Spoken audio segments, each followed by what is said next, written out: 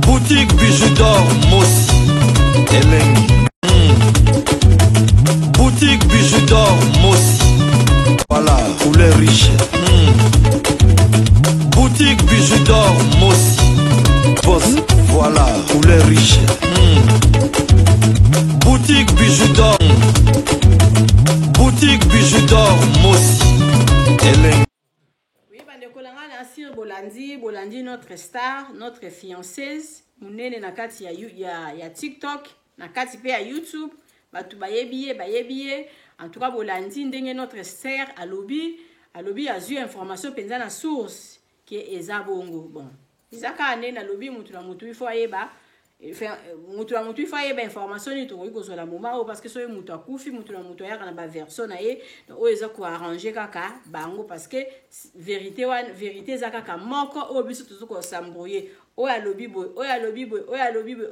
liwe ya ser na biso penza ya solo ezali siko nazo tiela bino notre frère o ya lobi aloti mama na biso mama Blanche alobi makambu ebele bolanda et puis mama bijou azongela.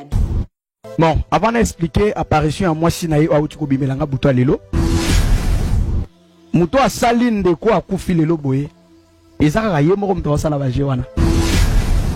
Nana expliquer bandeko que la personne a sa conscience à ce qu'il a fait.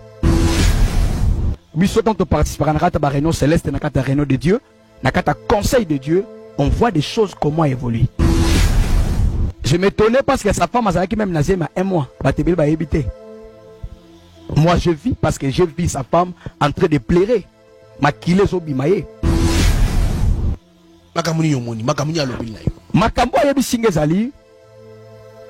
Ndekwati ko sala alliance sota ke sala pacte na mwasi ba bengi na kombo ya Babylone la Grande. Et Babylone la Grande a ça qui est condition. Parce que Babylone la Grande azali mère ya ba impidi kinyos. La Grande oyo mwasi ndeko na biso ke kobala ba pesi condition il faut à sacrifier mwasi na ye.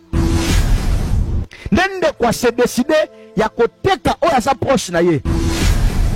Confier te couronne sa likolo ya mutu a mutu. Po yebite prix oya peya ki po azwa couronne wana. Parce que na kata monde spirituel soki mutu aleki si mutu. Première démarche à ça il faut kunda mutu wana rapide.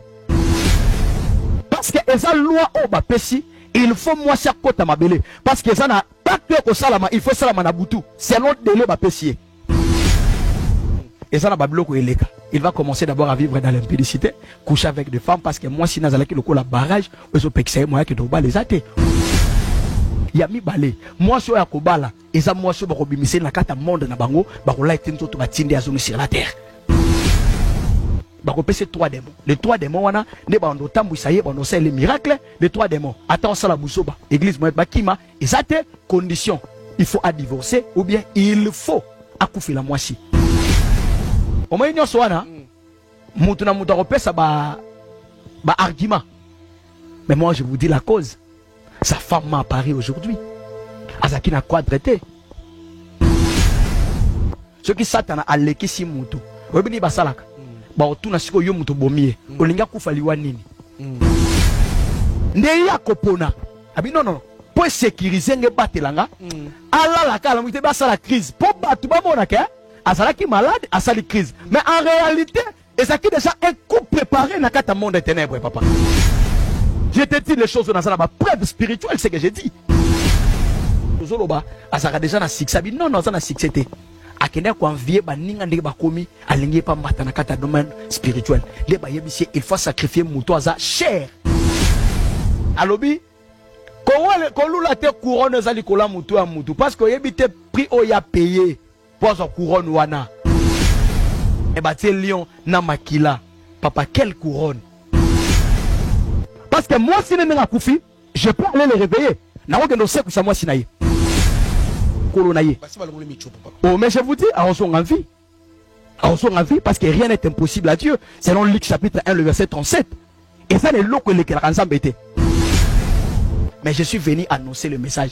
Et ce qui ne quoi ça la kebate. Aobela liboma. Abutu makaku zola la supposé. Makaku oui. Na makaku zola la. Na makampagne oui. Oh là là là. Chimpanzé. Chimpanzé. C'est-à-dire, à balayer, avec passer à la mbongo. Mais ce que le problème est, dans Boutou, ça, amour, dans Mbali. Dans Mbali, pas Monica a commis Nani. Chimpanzé. Oui. Alors, à Makila partout. Dans ton ensemble, il y a 15 bijoux à cher. Car vous souciez. C'est chaud. A Bundi, et Sili, ayo Benganga. Mukolazo bala, na ipsi Mbali à Bilo Kambutu. Jalousie. Quand déjà. Jalousie avec au consulter oh jalousie ou trop jaloux na balanga de nis na bala ya na yo mais on est jalousie aux sala nga jalousie akit mubala uta musala boye a passer mazao travailler na société moya awa ya l'état et on a kala to benga DGC DGC ouais. C'est un pasteur, il travaille dans DGC. Même les DGC actuels, ça pasteur. On a évité ce copain. Très bien. Parce que sur la zone, il y a un cadeau, il y a un $1000, $2000, il y a un bague. Mais na Boutou, aligné comme moi, il était sur la bande, comme il était présent moi, c'est à foutre la mort. Sur la bande, il amour, pas après 5 minutes, comme chimpanzé. Chimpanzé. Makila. Akangi motema akangi abotaka te zemite chimpanzé ne veut makila ton dégât donc hier a s'est transformé en chimpanzé makila ne veut pas nan et pas moi c'est pourquoi mais quand tu sors avec un chimpanzé la force des chimpanzés c'est ça ok vas-y on comprend de ça on comprend sigo vas-y ça dit force des chimpanzés ok Nyamat. Nyama ouais. Asa mama kiba nyama. Voilà. À Panzani. Hôpital à hôpital chaque jour. Amoni ekokite ayegoye psanga. Akimi ayegoye psanga. Akimi ananute ayegoye psanga keno. Mamo nazomona na butu yangote. Mbongo ezali. Na oswa. Tout ezali. Mais pasteur d'abord tout là la rassemble la raté. Capité kaka il faut tout ça l'amour ça dit pour nayo ndenge basi lelo bazo kima banda ku ya mabala ya bapasser c'est ça ti je me suis à bengenga na télé caméra tout ça li société moi au télé caméra wana pas caméra filmer nyoso parce que panzani na niveau monga jete a ngulumiti na toilette ala mi atiki ka bongo à sokolité ninyake aleli mobali abimi azu voiture yake abenga biyaka ndetoke wanat to suye toke na hôpital la soigner sili akimi libela zu ba bijou na bilo mais atika nyonso ngabi zwa biloko yo moneli passe oyo kufeli azu ba bijou na ye ba biloko na ya te na mutuka wo azongi pa na ba papa pe ya te papa na passer na ya te hola. C'est parmi des réalités na pesika ya Walo. Na lobi na éviter ce qui se passe n'est pas ya Walo ce que les Africains mentionnent to yoki akimi bon tellement de gens on a doute ba pasteur obi que non le ba pasteur belé baza bata science occulte mais na lobi boy o ya moni moi c'est Walo na mbongo Walo est une grande église Walo est très réputé ce que yo ki me la Waloni un beau garpe. C'est vrai, à ta position, mais il est beau. Bel homme. Bel homme. Exactement, parce qu'il y a albinos, qu'il n'est pas un beau garçon. Non. Moi, j'ai des amis, Bazar albinos, c'est Abassi, tu es bien. Donc, albinos, c'est injurté. Peut-être ce qu'on comprend. Très bien. C'est un beau garçon, il a Jésus, il a tout. Mais si quoi, moi, c'est Akimi. Et oui, on a fouillé na poto. Et oui, d'accord. Akimi pourquoi? Akimi pourquoi? Et là on est yamoni pour ça la Akima. Makambo na yebisa ki bino mona makambo ebele. On loba ki yango. Te na yebisa bino na bi. Ti bato mentanga na zo loba. On loba to komona. Na lobi awa na zo bana ma politique. Bayoki to bayoki te. Bayoki. Est-ce que ozo mo teke na zo insister? Yo katinde na zabu na bangi la vie na ngate. Ouais. Mais si Dieu me dit de dire la chose, c'est que Dieu a ligné à protéger ta sous-président de la République, à protéger le gouvernement actuel. On se comprend. Très bien. Au moins le gouvernement est coach. Il y a des cas très difficiles au monde à Maramoussé le gouvernement. Vous comprenez? D'accord. Au monde, dans le gouvernement, voilà. Il y a des gens, au monde, les kakalaté. D'ici 3 ans ou 2 ans, au monde. Voilà, tout solo là qui. Donc, bref, Pasteur, il ne faut pas changer. Pasteur, vraiment, il ne faut pas changer. Non, tout n'a pas. Moi, si Aki Mandako, il y a Walo, Bogar, Prof, Pasteur. Taille, oui. Aza taille bien. Un bilon autour. Ala mitou Aza Agnos. Ala Roli Aza Agnos. Anzalate. Akiwan. Beaucoup de pasteurs donnent les aspects négatifs. Aspect pendant bien beau qui moment na go musantu. Mais na kati andako. Na kati na ye. Makamisa. Alors, et batami trop pour faire terre bassi. Voilà. Bakari mité ma pona mongo. Mais il y a des choses dans les maisons. Ma pasteur. Ma pasteur ma salaire. Sous amoutouté.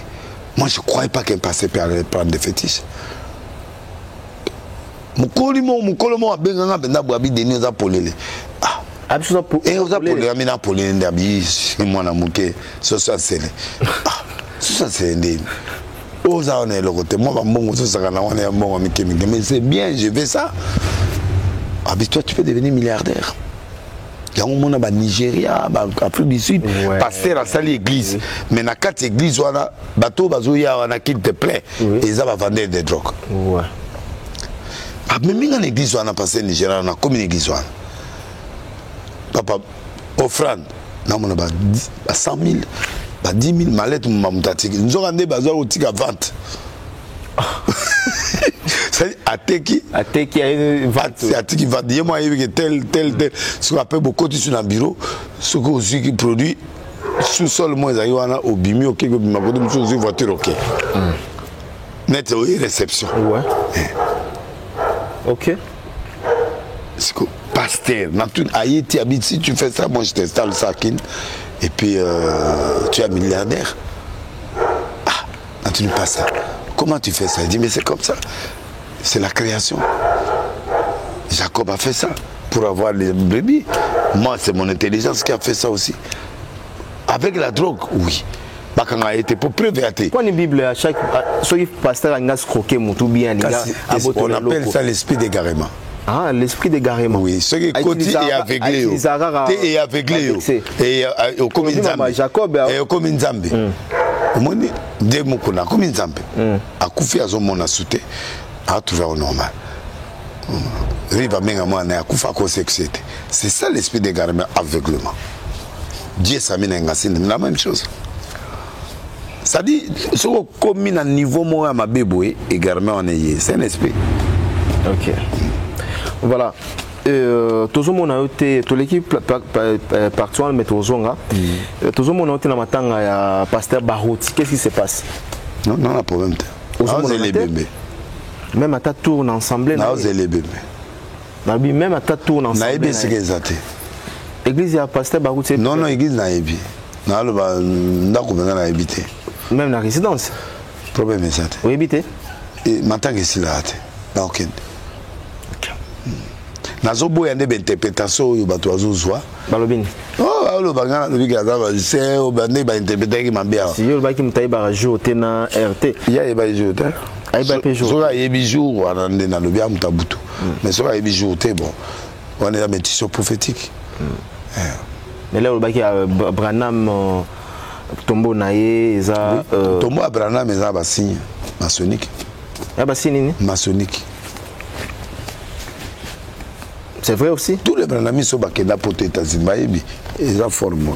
Au lieu de la photo, émission prochaine. Oui. Voilà.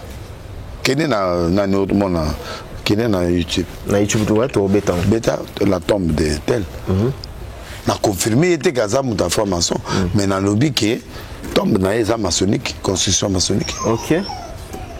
Pato lobby monument est belé au monde dans monde, on est za maçon. Ebele. Ouais, ebele hein, ebele. Bato lobi pona liwa mais ezala mutu moko wa yebaka liwa na ye, yebaka jour na air, ya liwa na ye. Na pe so kombo? Oui. Ba biso ici pasteur Denis c'est que a relation de Kamba Lobate. Oui. Ça on comprend. Oui. Aux après? Oui. Les années jésuites. Jésuité. Oui. Prophète Simon Kimbango. Ah. Oui, vous passez le grand motel. On a preuve. Et comme ça, on m'a preuve. Oui.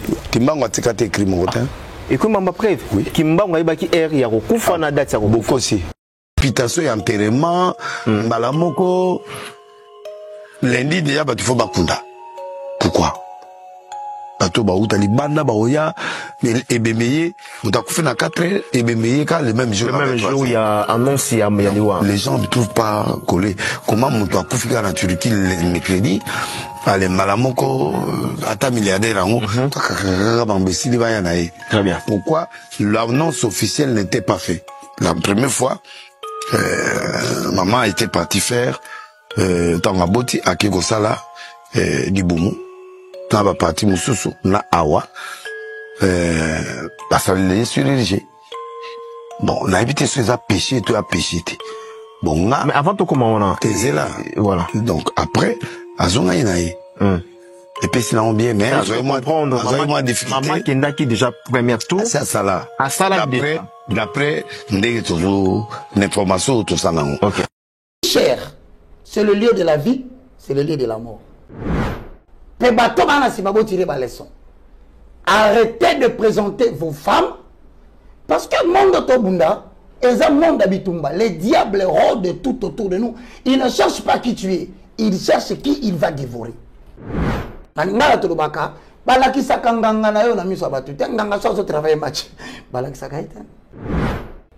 Il avait trop montré au diable où se trouve son talon d'Achille.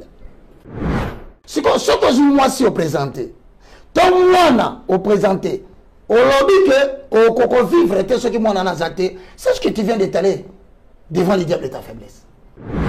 Sauf tu n'y passé sonner à fouta. Pasteur, et là on est dans le ministère des troubles de collègues, il m'a ramené ce collègue même agronomie. Allez, son a fouta c'est ça là. Moi si. Qui n'est pas aîné nanga, pasteur Mutombo Kalombo. Tunaye kaka na kuku et là on y peine tungi ça au ministère avant c'est l'agente féminine qui n'est pas pasteur Jean Bosco Kindomba Tunaye et là on y panze église et le cas problème na katawa le problème est là s'il est sincère il te dira c'est la femme faiblesse à monter na monter alors il y a Ndeko Marcelo et Moranaki il en a tellement exposé au point où le diable lui a fait dire ce qu'il craint. Diable il cherche à savoir où se trouve notre faiblesse. Que l'homme de Dieu en avait fait de trop. Il avait trop exposé maman. Il faut arrêter au ministère. On se déranger.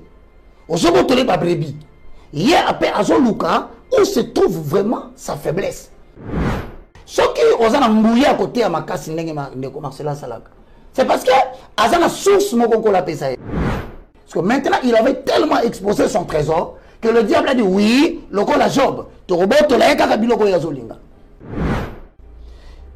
Nous sommes au Mona, c'est la vérité to linga ngote. Et puis basi basa na Nzambe. Pour luka mini te ko na visibilité na kati église. Ozoka maloba na ye salinga pasi. Alors atali na mbeto boye. Hein? Maman Zate. Est-ce que tu vois que le diable vient de les lancer un défi. C'est maintenant que le ministère de Marcelo Tounassi commence. Parce que le lieu de prédilection par lequel le diable peut frapper un homme de Dieu, c'est son foyer.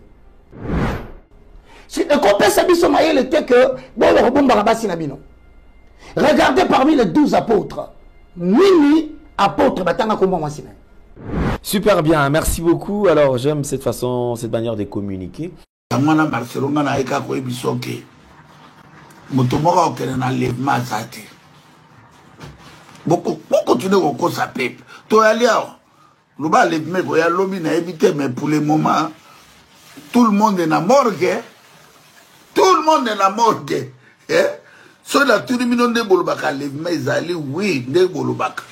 Na fa otu na repère bino $100 $100 bola tsanga na famille nini o alevement soye atondi sibino makambo Oh, bino, oh, les bons vivre. N'est-ce que tu es un mot capoto et pas ma belge. Oh, mais que tu vivre qu'on les kakisasa. Mondela ebi ko respecter moto. Mondela ebi ko soigner moto. Bande ko nangai. Awa biso to vivre. Ngati blague te zamboka ngate mais na vivre paradis. Na moni ville ya mondela ebi ko reste. Na sala ki mosala nga na côté na chômage pe ba pesa kangai ba kolo bateko to ko pesa te po ba bi ko vivre ndenge nini. Mais tala bino na Congo. 15 millions de morts. Mboka la bino eza occupé. Bande ko la bino bazo kufa. Mais bino ba pasteur bolo bakangote. Bonne chance, courage Marcelo. Nzambe apesoka makasi, nzambe nzambe la kawana apesoka makasi.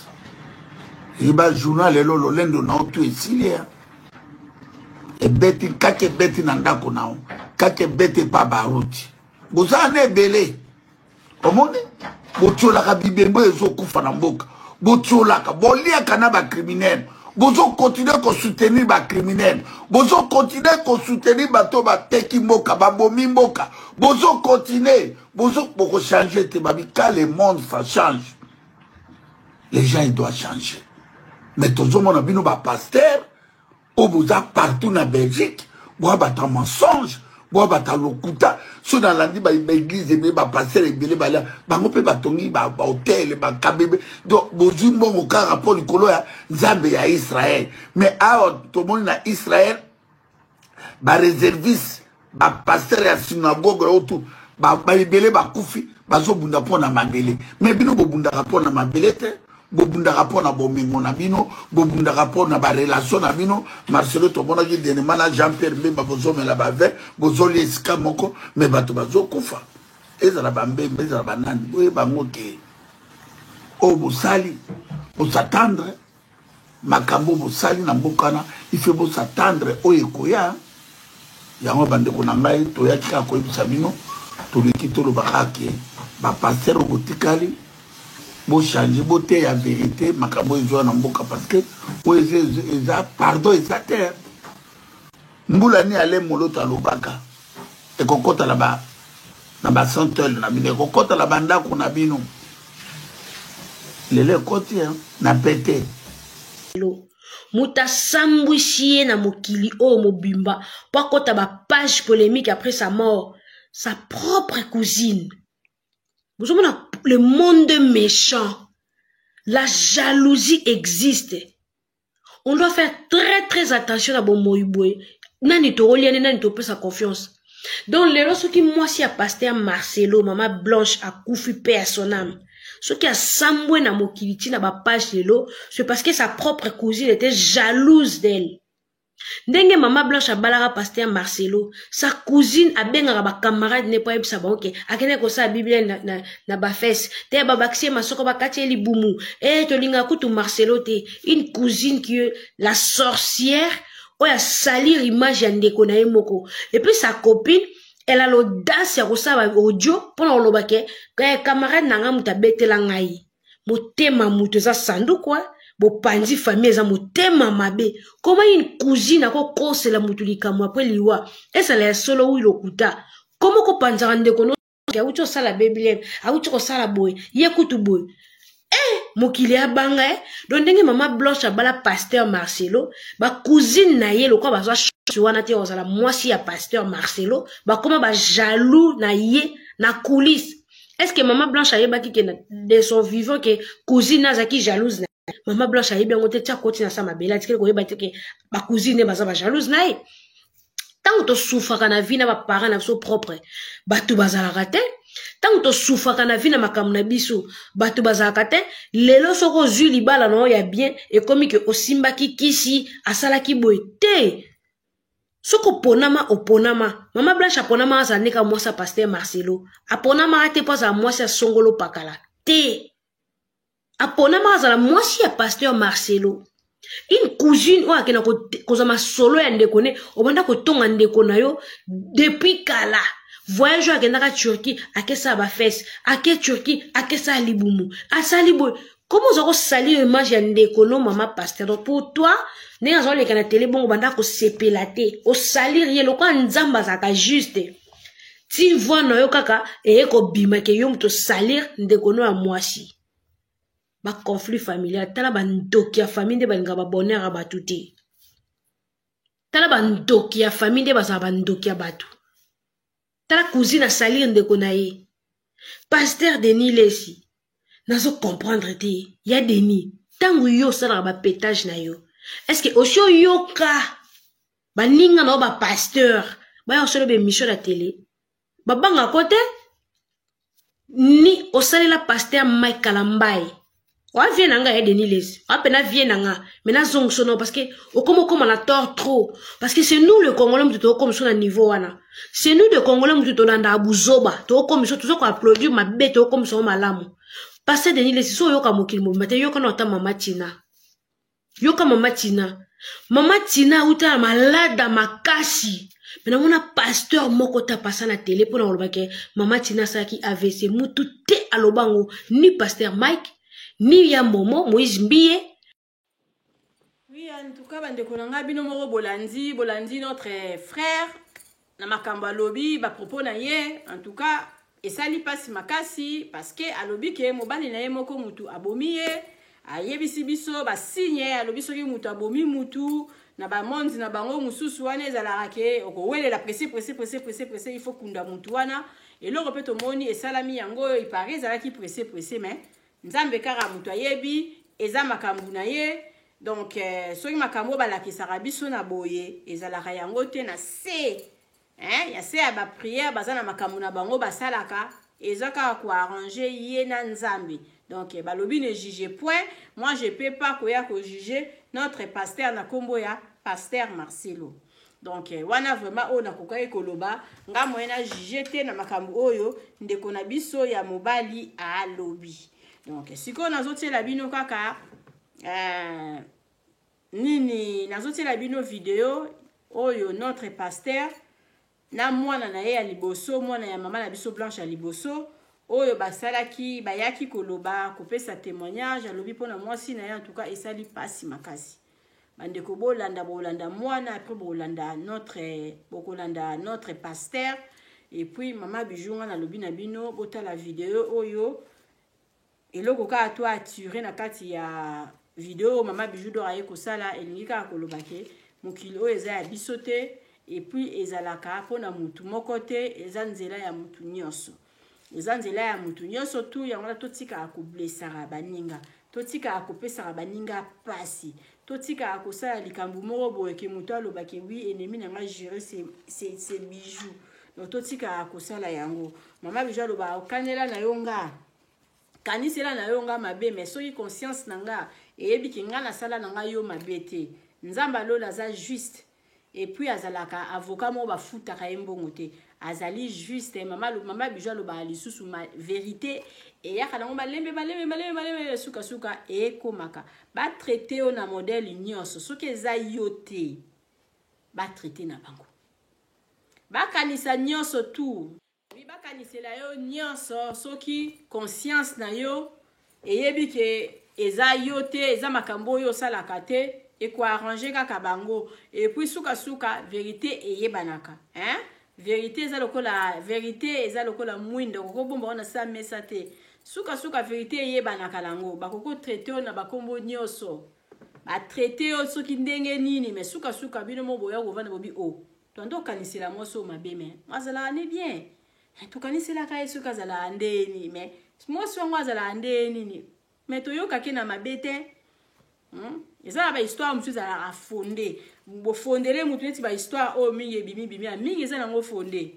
o vandi penza bolobi pona na sala buzz pona sala life moko bato surtout titre na ko beta a mokile ningana tika na benga bato ba benga ngai tika na sala ba voice nga moko ya lokuta montage ezala na internet okoko salela nga pe ali solo salela pe ali solo bongisi li solo ngo très bien tango bimisi on bato balobi wow en tout cas sala ki ya solo conscience nanga nga moso na zana nga na ebi ki zana ngo bongo te na zala tranquille donc c'est ça okotindela nga batu bosalela ye ba video boloba boye bozongisa boye mutu asali video conscience na yebi ki makambo na osala na okosa azala leste parce que ozana problème makasi surtout bimisi penze longi bosala video ya mutu ba témoignage ya lokuta ndenge nga mwana moko mobali na komba dadi asalela nga ba témoignage monga batindeli nga ba video nga bipoa mais moi mobali azana problème mais moi mobali akoza un problème na mutu. Comment vous avez une vidéo à l'okuta et puis conscience de yebi ko sa ba vidéo à l'okuta est-ce que la vidéo yozo sala à l'okuta na oluki guerre vina mobimba na bijou oluki guerre parce que la vidéo yozo sala oyebi bien yozo sala makambo à l'okuta parce que le loso ba kangi ba simbi lona maboko boy ozanga nega ko se défendre donc siko to sala a bongote to sala baninga ba témoignage ya mabete ba rokanise la likambu mais ezala nango yote. Donc c'est ça au mama bijou d'or à lobby to vanda akate pour na buzz nga peta baninga babanda ekoloba biso surtout to yebi ko sala makambo wana na yebi ko pelisa nga pe kami na pelisi pe nga inino live na luki 4-5 personnes na bibo benga la bidonga to solo la bo bima lokola bambande kwa blanche bo pesa dini boy na ko sala nanga. Et puis, tu vas dire, maman, pourquoi dans ça parce que je sais, la mamba boité. La mamba bongote d'abord, on peut sa témoignage bon et non, il y a les sous mais pas nzambe. Hein, il faut tout ça là, il faut solo la lettre nga bonne nga ko bimisa ba vidéo baninga ba sali, bino moko ba bonne nga bo juger. Donc si on a noté la bino vidéo ya suka, il y a notre pasteur oya salaki pona ko dans moi discours apesaki ko azotalisa kaka alobi na la ba discours wana alobaki ajini bakutana ki ye ngona mwasi na ye et puis ndenge nini balingana ki ajini na lingaki mwasi na ye sopi basi basali combien de temps na mwasi na ndenga bandaki koloba kengala kokufa avant bino bakende ke sika moko boye soki na piscine mobala zo sukola na bana ya vandi na ya za vraiment réservé ba bengisi ya lobité bozala na bino bien pour un jour ngala rotika bino tala makambo un jour ngala rotika bino mobala lobi o isa makambo ya satana pourquoi ko loba makambo bongo atuka bino moko boyo kango ebimi na munoko ya mutute ebimi na munoko ya notre pasteur na kombo ya pasteur Marcelo mama bijou d'or à lobby mokileza ya bisote to e bandeni tozo tambola ozala na mbongo okufa ozanga mbongo okokufa ozala soki ndoki okokufa ozala osambela makasi koleka batu nyonso tu okokufa siko na biloko na 4 onga bijou na tangi elo na oyiko loba na yo oyezala ka bien il faut zala nango parce que mbongo ekoki ko sauver au peta msusu na ba problème to luka mbongo nazo luka mbongo po lelo nazala na nzala te parce que mutu batu bezala batu msusu bakufaka à cause ya kolia manki ya kolia akufi pona nini po azala ki mobola ezala batu msusu bakufaka manki ya traitement soko zaki ta msusu na mbongo linga okende ta msusu traitement moko madoko kufaka na yo kaka mais mbongo na yo ebakiseli yo mwa mbongo na yo esauve yo doto luka mbongo pona esauve biso na tamsu makambo tokuta na nango okoki kozala na okuta na kumo ya munene so zala mbongo to kufoki mingi pe abakufa na ba mama ye mwana bakufa kazo kufa penza akufi tamsu pona bazangi bakisi ya kopesa ye donc moi différence ezana mais mutu wana oya zo somba ba azo soka zuile lo malade okende traitement ya bien so nzamba lobi akende okende différence ezaka parce que mbongo ezo mbongo eloko yo surtout aza nango besoin ezo aider na mbongo so na lobi na lia na rolia na mbongo so na lobi na mata na avion na kende so place na okende différence yango wana mais liwa ezaka pona mutu nyonso surtout liwa ezali pona mobola ezape pona ba riche ndenge mo pe na lobi lisusu pona lini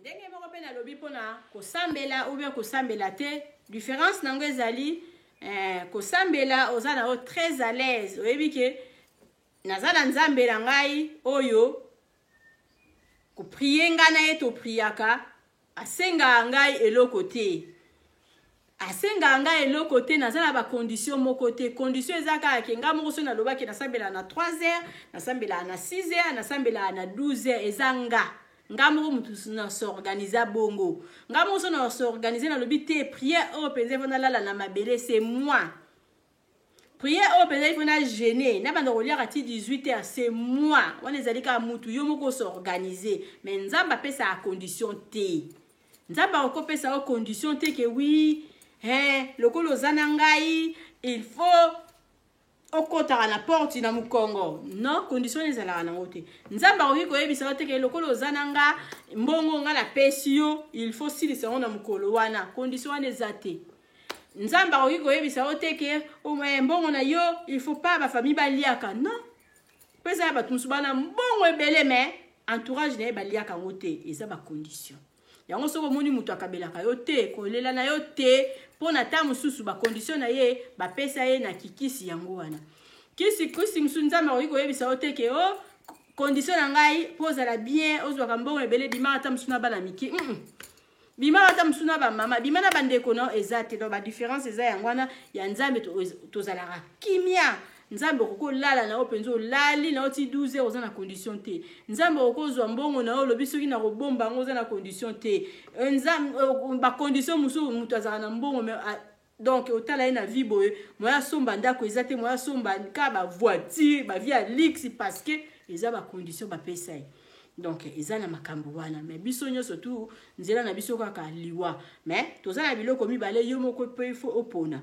parce que ndenge toyokaka après la mort vie mususu ezalaka pona lifelo na pona lola babi nzamba tikela biso mutu la mutu sala choix na yo soko lingo ke na choix ya kisatana yo kaka soko lingo ke na choix ya kinzambe yo kaka masumu nyonso to ezala ndenge moko te mais nga na yebi ki masumu penza ezala différent to ko vanda boyo okomi tuti sata mususu otongi mutu par rapport eza ba masumu mususu mutu penza zonzima ke oui nga na olongo la vie ya mutu oyo na olongo la vie na ye penzo se préparer na ba poison eza masumu penza OK ezali grave pona wana mona yango eza grave donc il faut toye bandeni tozotambola mutu ya mutu fazala na aye ba position na ye parce que donc pour ce que lingo kene kota kisi yo kaka courte vie on voit ndenge mama bijou abima boy kama mama bijou nazola kisabino na tongi liso hôtel à 40 soki chambre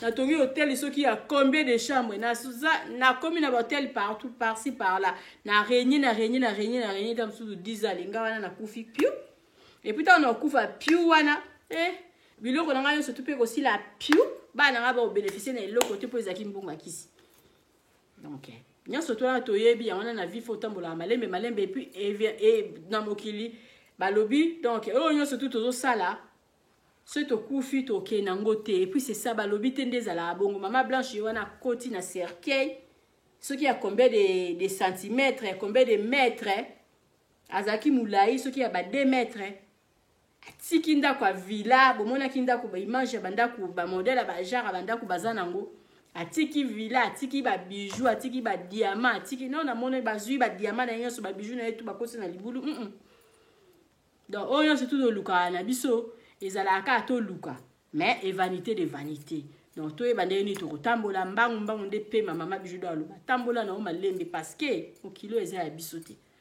kwa envier na ote parce que ebite ndeni ni yazwaka ezala ba tumsu ba pambo ba pona mibali na bango yo siko soza yango balo o pambola ote olanda ye eza basi musu bazala bango moko basi forte femme forte ye moko azo bosser vie na ye et puis akisi te ya normal mutu abongo so asali likambo na ata après 10 ans mabe ezala parce que na bona nga vie apprécier na bona nga bandola musanga la butu yango oyo il faut koto ke ngolia kaka na bona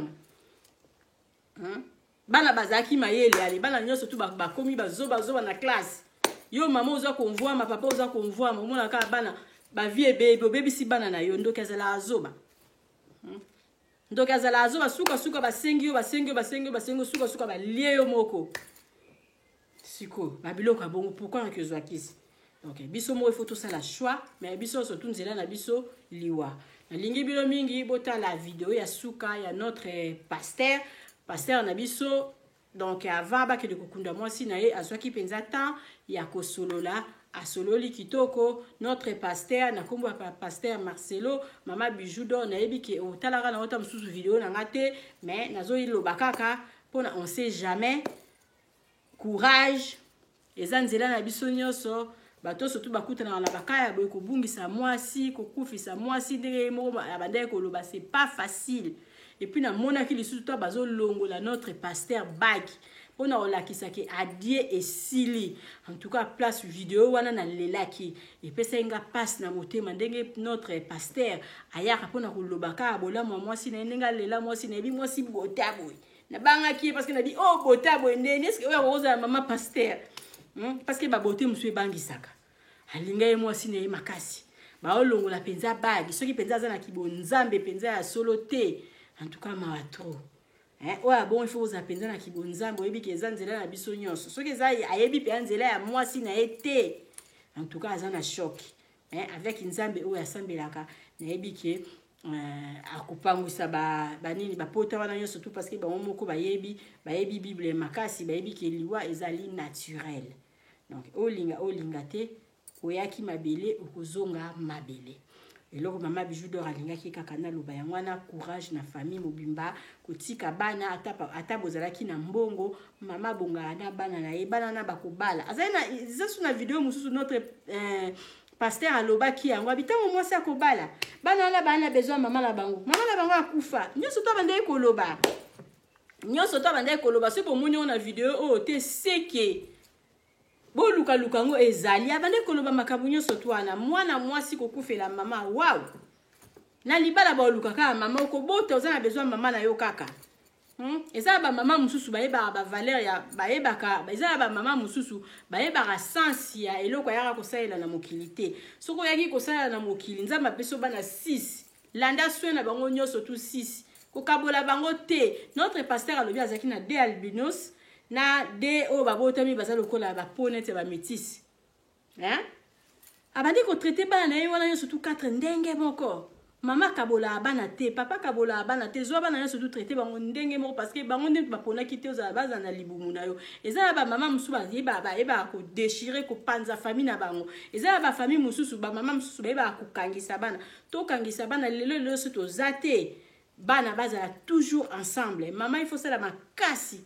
okangisa bana parce que soki okangisi bana na yo te eza ozate lelo etika la histoire okutani kaka azaka ndeko na nga batu bayeba ki ndeko na eko tam suspe ko wanga na te nzaka ndeko na bango te donc c'est ça parce que to botama il faut ta boza mikie bozala na amour to bokoma mukolo bo continuer na yango mais so bozaki na se na mbala na kibomba bana mikie bozaki na amour te. Mama la bino na papa na bino yebaki ko sangisa bino te ta bo koma mukolo eza difficile pona bokangama ezaka ba mususu balinga ote balinga ote puis mama mona wanango normal mama il faut yeba ko sangisa bana papa il faut yeba ko sangisa bana babota ki bana na bango mibale bana na bango 4 na ba pot différent mais balinga ki bango nyonso tout ndenge moko donc bana wana batikali na choc kozanga mama eza pasi. Na tieli bino na bandeli lisusu na tieli bino vidéo à notre pasteur et puis kokende te talana no vidéo wana moi ya notre sœur ya mobali alobaki après papa na bango pe alobi zalati na suka otala ba publicité ya maison de passage na biso mama bijo alobi na lingi bino mingi bozala toujours wana bozala jamais d'ici benganga pour ça la réservation à place na ya kulala oyeza na matoni na Irebu A37 okozala jamais desi tokutani mbalasima nazozela pelle na yo soko sabona te ko bima boyete s'abonner na Bidor TV finelanga croche ya notification po biloko tuna banda kotia et comme la na facilité nyonso mama Bijoudo alobi commentaire na yo et ça langa ba wow merci bye. Je vais être très près et j'espère que vous allez bien. Moi ça va bien par la grâce de Dieu. J'avais une mère et maintenant j'en ai plus. Mais même si j'en ai plus, je vais rendre grâce à Dieu pour ce que j'ai. J'ai un papa qui me supporte physiquement, mentalement et spirituellement. J'ai 2 sœurs qui sont très belles et gentilles avec moi et qui étaient très gentilles avec maman quand elle était vivante. Et j'ai un petit frère rempli de joie qui m'aime beaucoup et qui nous aime tous. Seigneur Jésus, je te remercie pour ce que tu as fait et pour ce que tu as repris. God is good all the time, and all the time, God is good. Merci.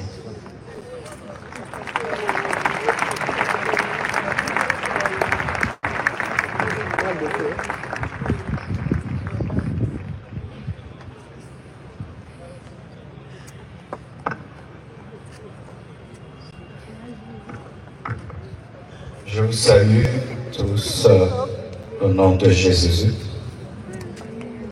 Je pensais que je viendrais ici seulement pour prêcher. J'avais prévu en août tenir une action. J'aurais jamais imaginé que je viendrais ici avec le corps de mon épouse. Mais les voies de Dieu sont insondables. J'ai rencontré Blanche quand j'avais 25 ans. Elle avait 15 ans. Je l'ai épousée 6 ans après. J'avais 31 ans et elle avait 21. On a fait 18 ans de mariage et on était très, très, très, très heureux. J'ai été un mari comblé. Et si je ne pleure pas, c'est parce que j'ai déjà beaucoup pleuré. Parce qu'elle est morte, j'étais là, seul, à Istanbul. J'ai pleuré des nuits et des nuits et des nuits. J'ai fait 3 jours sans dormir. Et maintenant, la paix de Dieu commence à remplir mon cœur.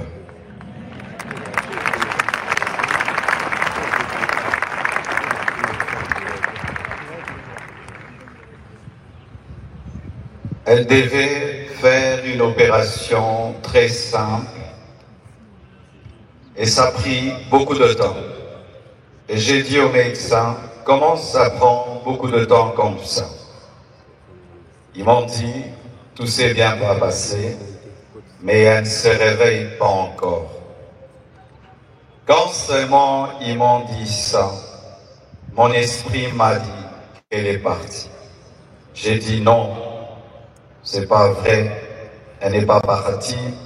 Ils sont en train de dire qu'ils la raniment, donc elle va se réveiller. 3 heures, 4 heures, toujours rien. Et j'ai prié dans ma chambre, sans voir son corps. J'ai dit, je refuse cela. Et j'ai senti l'odeur d'un parfum, son parfum, remplir la chambre où j'étais. Elle était au bas, moi au 7e niveau, mais j'ai senti le parfum de Blanche. Et l'esprit m'a dit, c'est son esprit, elle est morte.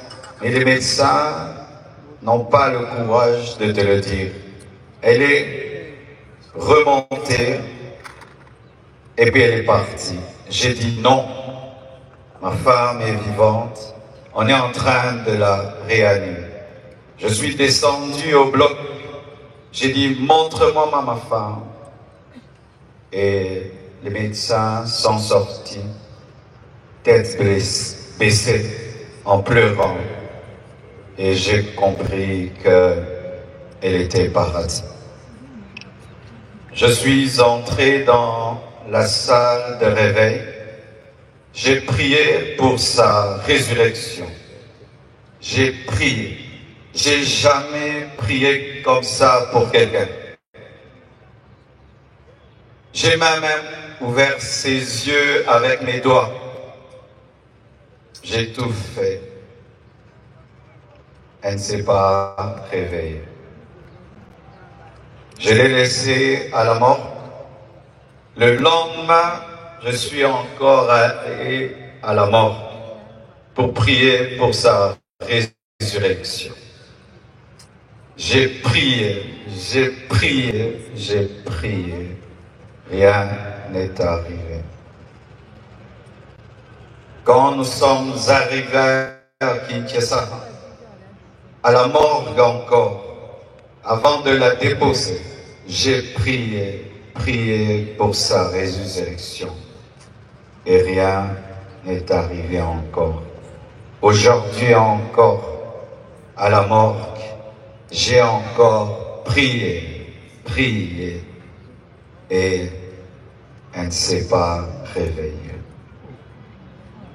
Blanche savait qu'elle n'allait pas durer sur terre. Plusieurs fois, elle me disait des choses comme ça. Une fois, on était dans la piscine avec tous les enfants. Je lui ai dit, rejoins-nous, viens nager avec nous. Elle était au premier niveau, elle nous regardait.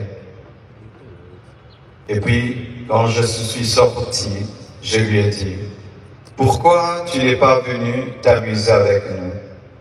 Elle m'a dit, une voix m'a dit que je partirai et je vous laisserai, vous serez heureux sans moi. Je lui ai dit, non, ça c'est le diable, refuse cela.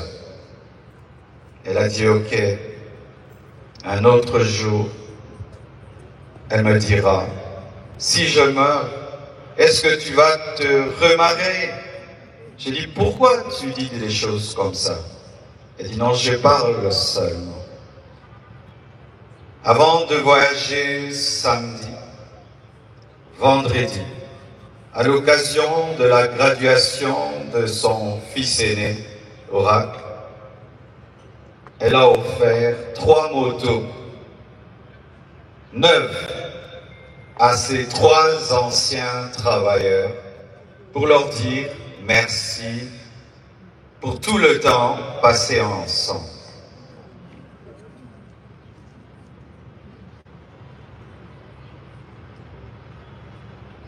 Elle sentait, elle vivait à 200 à l'heure. Elle faisait tout vite et beaucoup de choses au même moment. Au point où aujourd'hui, son œuvre, c'est comme si elle a eu 60 ans. Elle a fait beaucoup pour Dieu, pour moi et pour ses enfants. J'entends dire qu'il faut qu'on prie maintenant pour sa résurrection. Ne blessons pas 2 fois les enfants. J'ai prié et j'ai prié. Dieu ressuscite les morts quand c'est sa volonté. Mais quand ce n'est pas sa volonté, Étienne ne ressuscite pas. Mais Tabitha ressuscite. Blanche et Étienne.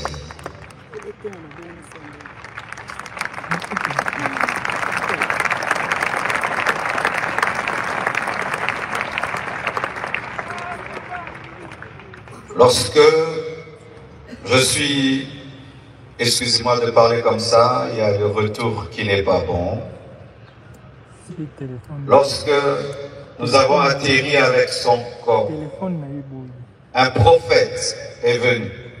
Il m'a serré dans ses bras et il m'a dit, Papa Ntembe m'a dit, tu es un signe et un présage pour l'Église et pour la nation. Quand il m'a dit ça, l'Esprit m'a dit, la mort de ta femme est un message. J'ai dit quoi? La mort de Blanche, un message pour l'Église, pour la nation. Comment? Je n'avais pas compris. Quelque temps après, le prophète Lambos Pogno vient de la part de Papa Nsembe pour me dire, Dieu lui a donné Ézéchiel 24, 15 à 23. Et le prophète Jérémie Soudry, venant du Canada, il vient me dire, Dieu m'a donné Ézéchiel 24, versets 15 à 18, comme le pasteur Israël Nsembe, alors qu'ils ne se connaissent pas, ils ne se sont jamais rencontrés. Mettez le like s'il vous plaît. Ézéchiel 24, 15 dit, la parole de l'Éternel me fut adressée en ces mots. Fils de l'homme, voici, je t'enlève par une mort soudaine, ce qui fait les délices de tes yeux. Tu ne te lamenteras point, tu ne pleureras point, et tes larmes ne couleront point. Soupire en silence, ne prends pas le deuil des morts. Verset 18, j'avais parlé au peuple le matin, et ma femme mourut le soir.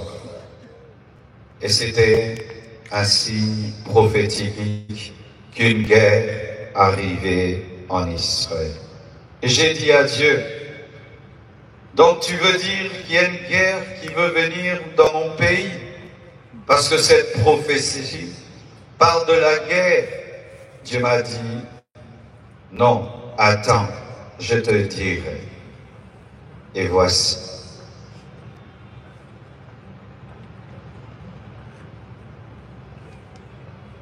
Depuis, il y a très longtemps, que dans ce pays, les hommes de Dieu soient aussi unis.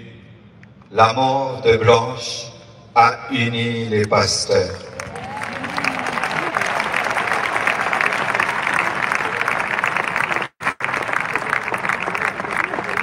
La mort de Blanche a réconcilié les pasteurs.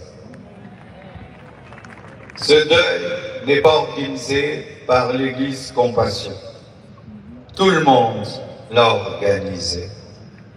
Que ce soit le gouvernement, que ce soit le corps du Christ, tout le monde. Et je vous dis vraiment merci.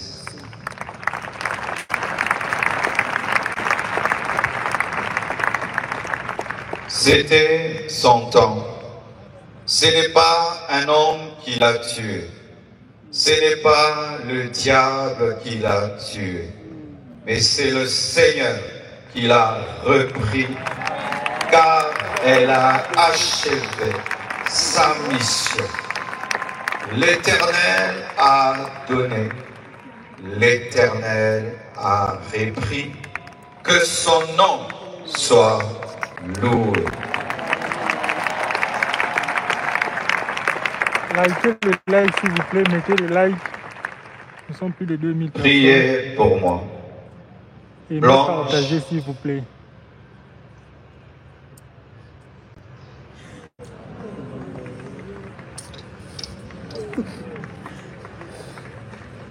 Blanche faisait tout pour que je prêche, je jeûne, je sois roi. Aujourd'hui, je suis devenu papa, maman, pasteur. Que Dieu m'aide à faire tout ça à la fois. Et je promets au Seigneur et à vous Église de la compassion du Congo et du monde entier, que je servirai Dieu comme avant, et plus qu'avant, plus qu'avant. Merci au corps du Christ pour votre amour, votre unité, votre soutien. Les gens disent qu'on ne s'aime pas au Congo. C'est faux. Il y a de l'amour. Il y a de l'amour. Lorsque vous voyez la photo, on m'a dit, quelle photo tu veux qu'on mette? Dieu m'a dit, la photo où elle pleure sous la pluie avec le drapeau de la RDC. Ici, à cet endroit-là, elle a pleuré pour la RDC. Et on m'a dit, quel message tu veux qu'on mette? Et j'ai dit, Dieu, quel message Blanche pouvait nous donner? Et l'Esprit m'a dit, aimez-vous, pardonnez-vous et unissez-vous. Merci. Et que j'aime dans la nouvelle terre et les nouveaux cieux, c'est qu'il n'y aura plus la mort, il n'y aura plus de deuil, il n'y aura plus de pleurs. J'aime beaucoup ma mère, beaucoup. Moi et elle, on a une histoire terrible. Depuis que je suis enfant, on a une histoire terrible. Quand j'ai reçu l'appel de Dieu, un ange lui est apparu et lui a parlé. Quand je devais commencer la compassion, elle m'a donné un tapis, elle m'a donné un lit, elle m'a donné une mousse. Il y a un temps, j'étais pasteur, je ne savais même pas me nourrir. Ma mère, chaque midi, m'apportait la nourriture. Des fois, mon père pouvait parler, mais elle venait toujours. Des fois, elle est couturière, elle prend sa dîme de couturière, elle me donne. Quand j'avais commencé le ministère, je n'avais pas l'argent pour bien m'habiller. Elle pouvait acheter des choses de tombola. Elle cherche un beau pantalon pour le prédicateur, une belle chaussure de tombola pour le prédicateur. Mais ma mère a vieilli. Et chaque fois que je la vois, j'ai peur. Une fois, je suis à la maison, Dieu me dit, va voir ta mère. J'arrive à la maison, je la trouve par terre. Elle ne respire pas. Il fallait que je prie pour elle. Mais je sens, je vais pleurer. Dieu me dit, non, pasteur, prie. J'ai senti que devant elle, je suis faible. Chaque fois qu'elle m'appelle, j'ai peur. Elle me dit que se sent mal. Chaque fois qu'on m'appelle pour elle, et je me dis toujours, des jours que ma mère partira, est-ce que je saurais prêcher à son deuil? Je ne saurais pas. Je ne saurais pas. Je vais m'asseoir seulement un coin. Nataramukili.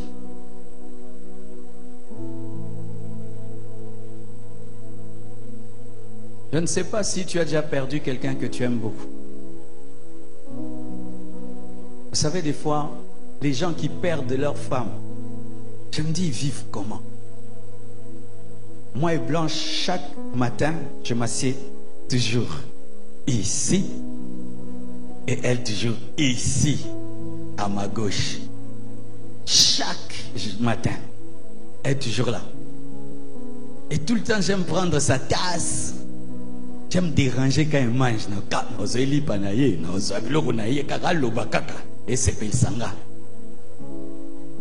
Et si elle ne part pas, non, tout le monde. Chaque fois que tu es à la gauche, quand tu dors, sa place n'est pas là. Ses habits. Des gens qui ont perdu leur papa. J'ai mon dernier fils, Dabiri. Même en venant ici, il a pleuré. Chaque fois que je sors, mon fils pleure. Et les gens qui ont perdu papa, Et surtout si c'était un bon papa. Parce qu'il y a des pères hein, qui te marquent. Vous faites comment? Vous faites comment? D'autres ont perdu leur maman. Vous faites comment? Tu n'as plus quelqu'un que tu appelles maman.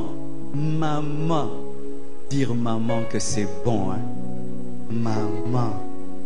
Je vois comme mon petit enfant dit papa, maman. Des fois on dort avec lui, il est au milieu. Il tourne vers maman, il dit maman. Et puis vient papa. J'ai dit ce petit se sent riche. Hein? Mais un jour, il n'est plus là. Il n'est plus là. Ah. Côté Mokilé a bizarre et Zakota. En tant que pasteur, vous savez, des fois vous pensez que nous, on aime vos offrandes, on aime vous parler seulement. Vous savez qu'on vous aime beaucoup. Les fidèles, des fois, vous ne savez pas ça. Hein? Que tout comme à un niveau moto lingarabino à un niveau moko kondimate. Maintenant, imagine, tu aimes trop des gens. Mais tu sais qu'ils ne sont pas éternels. Combien de blessures tu reçois dans ta vie?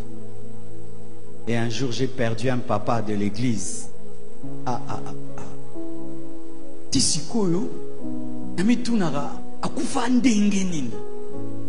Quand j'ai commencé l'église, c'était l'homme qui me payait le loyer. Je payais un loyer de $50, $60. C'est lui qui me payait le loyer.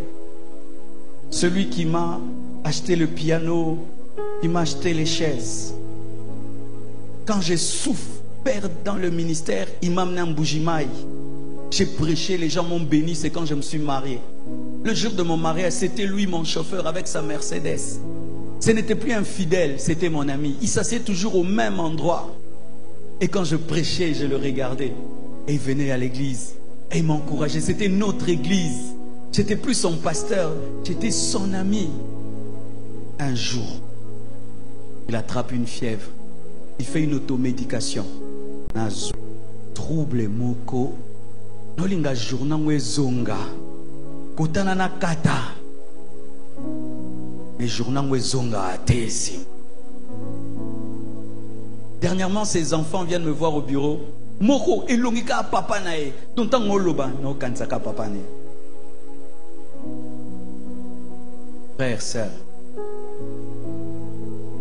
toi aussi, je ne sais pas qui tu as perdu ou qui tu perdras. Mais sache qu'il y a un endroit où on ne perdra plus les gens. On ne perdra plus les gens qu'on aime. On ne perdra plus des amis qu'on aime. On ne perdra plus des gens qui nous sont chers. Il n'y aura plus de deuil. Il y a des deuils, tu vas prêcher, tu trouves quoi dire. Il y a des deuils, tu n'as rien à dire. Je suis allé dans un deuil. Le père a été brûlé, la mère et les enfants. Et on a étalé 5 cercueils comme ça. Et on me dit à moi de prêcher. Tu sens les gens te regardent. Et ils disent, Dieu est méchant, pourquoi? Et Dieu m'avait donné une réponse. Moi aussi, j'ai déjà perdu un fils. À la croix, mon fils était mort. Quand Jésus mourait à la croix, ce n'était pas un théâtre, c'était vrai. Son père a vu, le soleil a caché son visage, la terre a tremblé. Il y a un monde qui arrive. Il n'y aura plus de deuil, il n'y aura plus de cris, il n'y aura plus de douleur. Tu es déjà allé dans une salle d'urgence à l'hôpital. Tu entres dans cette salle-là.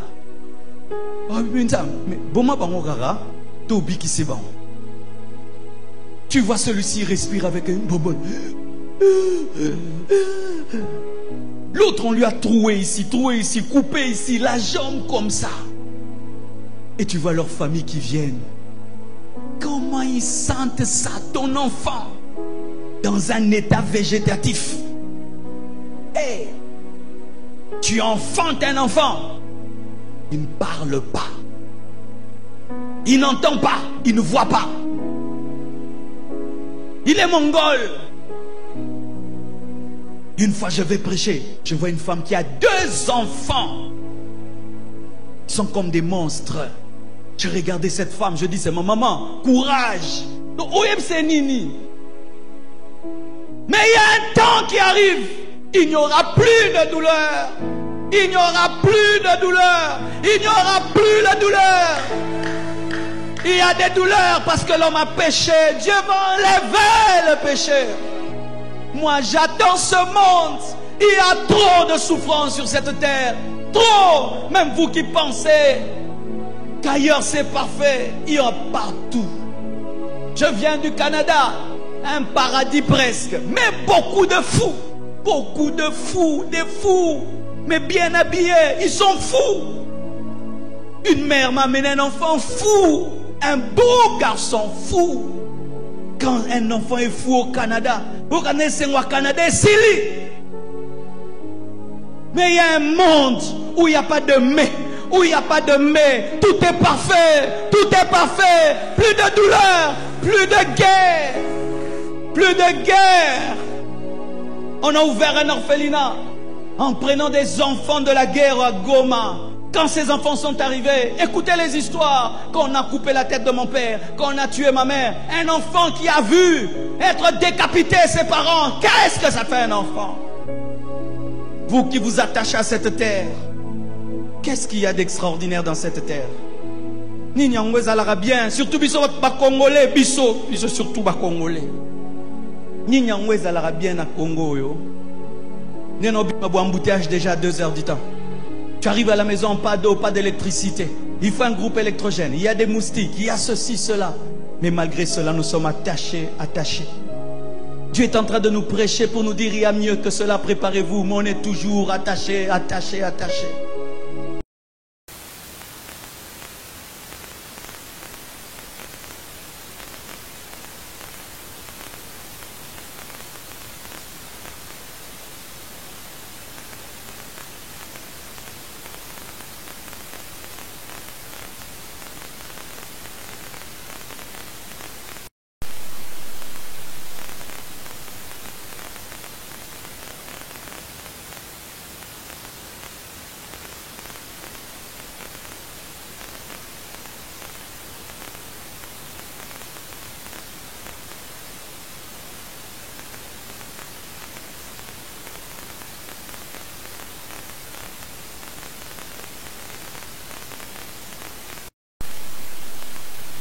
kaka bato bauta bapoto biloko kitoko ezawa awa toza na nyonso tosepelaka na matoye kotala mama bijou tosepelaka mama bijou ata na baide ya malamu tosala makambo ya kitoko bato minene bazoya bapaya banini nyonso tu eza nango biso bakuna bazalaka te toza kimia wakande bozomona eza pa mwa ya poto tika dedika mama bijou toyambaka bato minene ya jete epuis mama bijou atiki biso te atie esu boutique atie boutique nyonso koluka ezali ezala parfum ezala dedora ezala masanga nyonso ezali chez mama bijou chez mama bijou soko oyi okolala kitoko eza te climatisé courant wow nyonso ezali chez mama bijou otaka bato bauta bipai na bipai bayoseekuze pa mama bijou pa mama bijou kitoko wapi pa mama bijou mwa ezali mama bijou bayo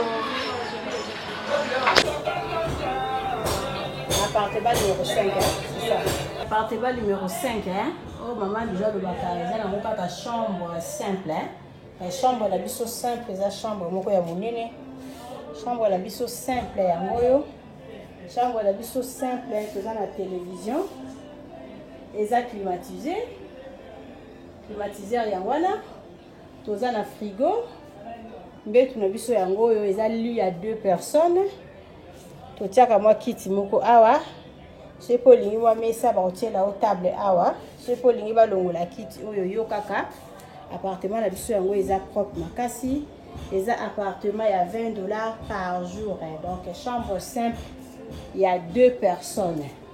C'est pour vous beaucoup de 3 carabines. parce que espace eza monene tokoki kotia mwa éponge awa na se et puis na tongo bolongoli éponge.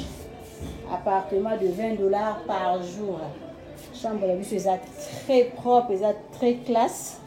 Maman déjà le but, pour ça la confiance, vous allez jamais ici. Toza ko bunda na kaka pona bino, pour la bossa la séjour la bino ya malam.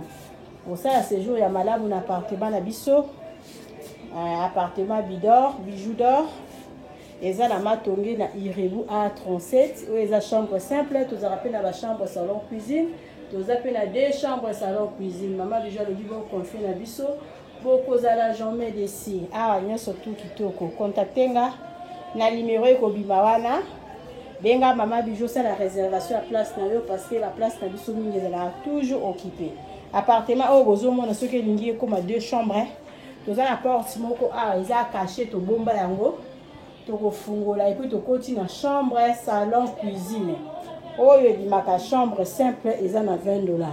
Soko lingi complet na onyo surtout na tokende na ba 50 $ chaque jour. Mais maman bijou le biko banga prité benganga osa la réservation à place na yo kozala jamais dessus.